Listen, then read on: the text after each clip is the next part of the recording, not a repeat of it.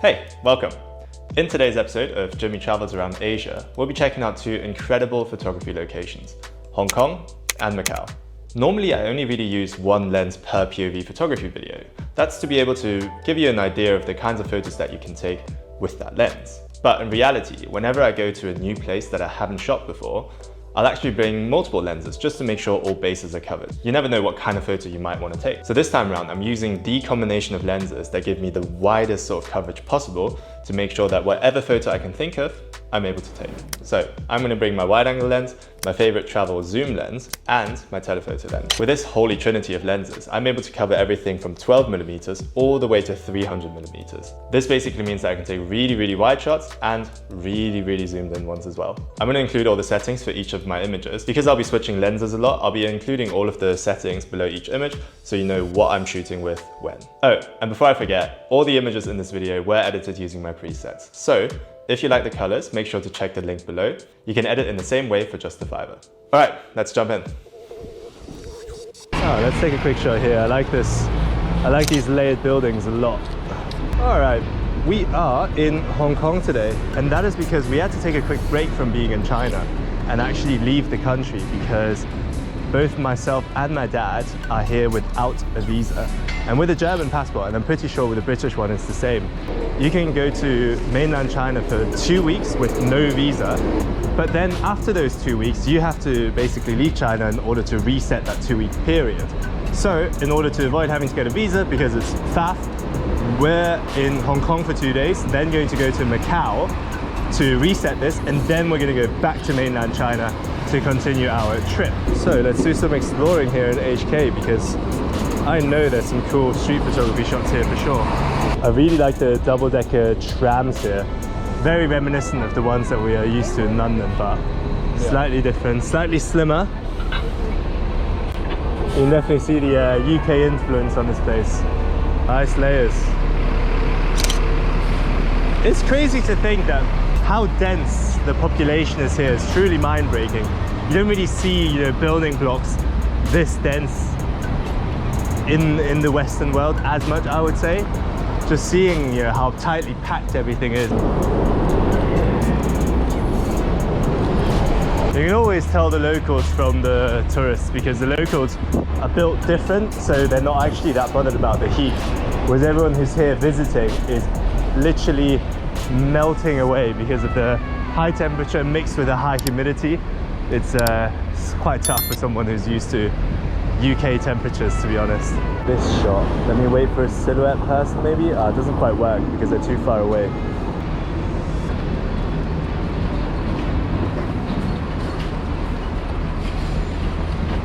Okay, we're in an area called Quarry Bay, which is famous because they filmed a bunch of films here. I think they filmed potentially the Transformers movie here and maybe some other films as well. I'm trying to find a very specific look-up shot where you have this crazy, I like this, Chinese graffiti, That's hard. You have this really cool look-up shot where you're basically surrounded by these really tall, high-rising residential buildings.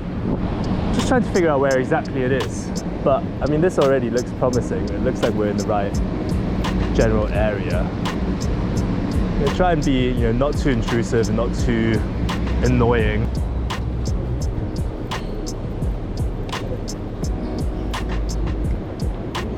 Interesting. So the look-up shot that I was eyeing up doesn't actually exist because it's photoshopped.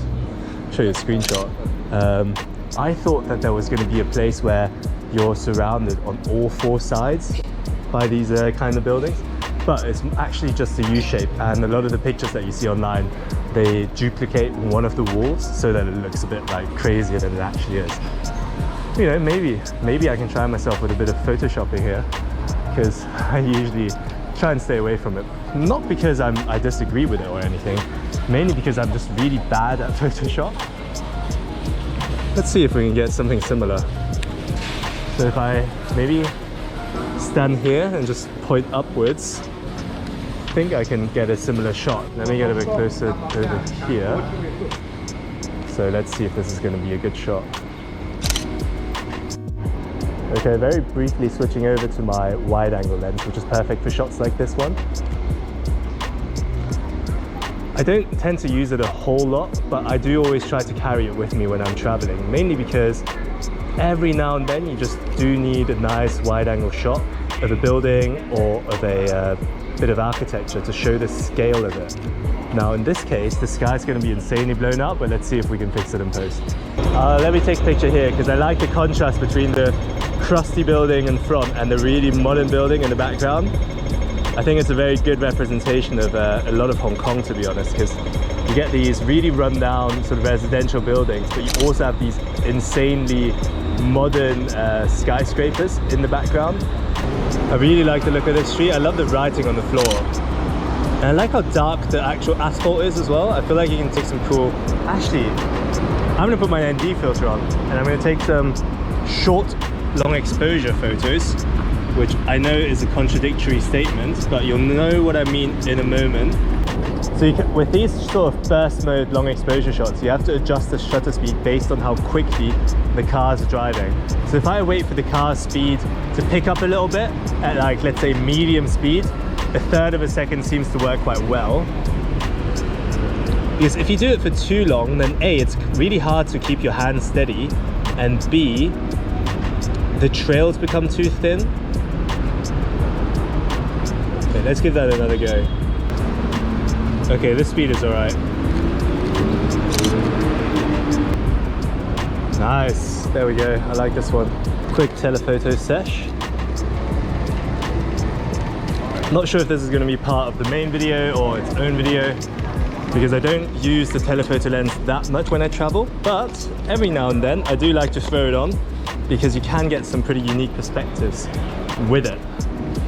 The reason why I don't always use it is because, well, I feel like it's quite a niche piece of kit. You don't always need to zoom in at like 300-400mm, right? However, we are in Macau today before we head back into mainland to go to Shenzhen, see more family, and there's a couple of bucket list shots here in Macau that telephoto lenses are very well suited to. So we're on our way to check that out right now. You can already see the really unique looking building in the distance there. That's what we're going to shoot today. We're just trying to find a good spot to get a good sort of telephoto shot of that golden building in the distance. The name of the game today is layers. It's all about layers when shooting telephoto photography.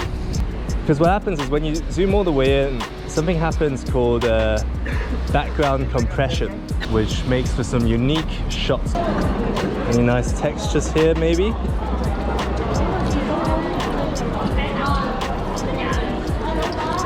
Not quite sure, but let's see if it looks any good. That's quite a cool building. The sky's a bit dead today, unfortunately. It's very grey and it's been raining intermittently, so hopefully we don't get soaked. Which is a shame because all of this architecture lends itself really well to a sunny day. But yeah, can't always get what you want. Oh yeah, you can already see the Grand Lisboa Hotel peeping through the buildings here. That is the main subject for today. I want to get some cool photos of this building. You may have seen it online before, but it's a really unique golden building in the middle of Macau. It's a hotel slash casino, and the telephoto lens is great to take pictures of it. And you'll see it shortly. Oh, I like this shot. A lot of layers, a lot of balcony sort of at different distances to the lens, and one guy walking down, which is perfect. Actually, I zoom all the way in, it's not that interesting because it removes too much context. We'll keep it at about this level. Yeah, I quite like the street side actually. Because Macau used to be a Portuguese colony, there's a lot of there's still a lot of Portuguese sort of accompanying all of the Chinese stuff, which is very interesting to see because they're not really languages that you tend to see combined together that often. Very simple detailed shot, but that sign really speaks to me. I think it's just the simple black and white color scheme and the traditional Chinese characters. Something about it though. You can really see the contrast between the newly renovated buildings and the buildings in the background that definitely need a bit more attention. The rough stuff on the outside walls does give for a cool color contrast, but it does not do for a good looking place to live, to be completely honest. Yeah, a lot of the buildings look distinctly European. They definitely stand out, especially if you've been in Asia for a while like I have. So I found the photo spot that I wanted to find. That's good news. Bad news is it's very awkwardly positioned because basically I have to stand in the middle of the road to take the shot. Okay, it's actually free now, so let me quickly do it. Take one like this. I don't want to cause a traffic jam. But you can basically see this really unique looking building peeking out from the distance. Oh my God. Yeah, look at the layers. That is a crazy building. When I first saw pictures of this, I thought it was fake. I thought it was AI generated because the building just looks mental. Especially if your foreground is just a bunch of, you know, relatively humble looking apartment blocks. That golden crazy casino slash hotel looks pretty wild. There we go. This is a good location. Boom, crazy layers, crazy subject. This is exactly what I came out for today. Came across this temple in the middle of Macau. Let me take a picture of the dragons there. I like the backdrop of the, you can't really call it rusty. I don't know what that material is called, but you know when an old wall starts to kind of peel and it's got that dark sort of coloring going on? It makes for a nice textured background. Quite like this little road. It's a nice leading line into the distance there. Wait for a motorcyclist. There we go.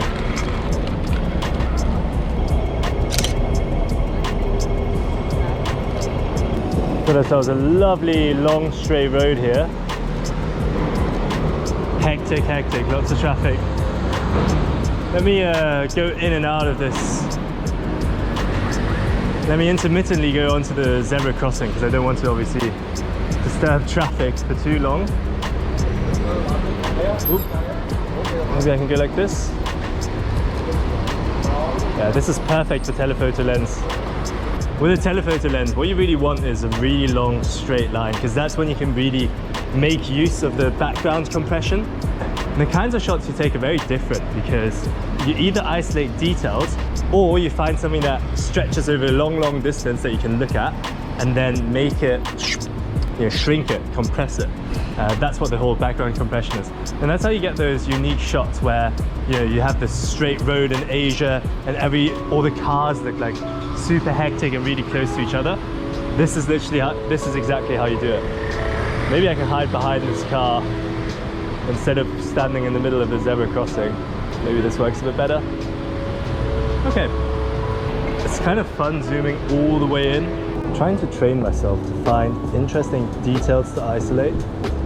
Because with a lens like this one that goes all the way to what, 300mm, which is a converted 430, you're going to be taking pictures of things that you can barely see with your eyes. So you've got to be in hawk mode, you know, hawk eye mode.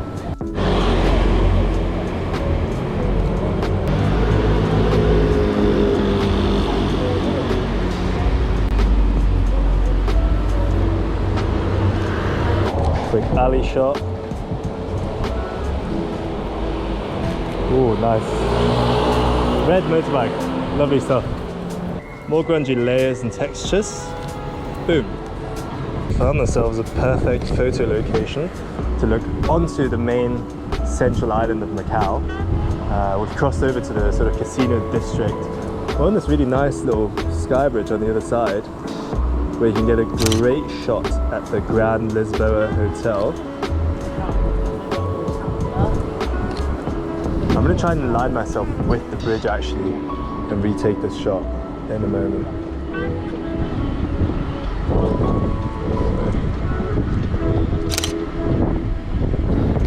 I think this is probably as far right as I can go because if I go any further there's a bunch of trees blocking my way. Ooh, unless this is the shot, surely. Yeah, this is perfect. It's almost like they cleared out the plants just for us. There we go.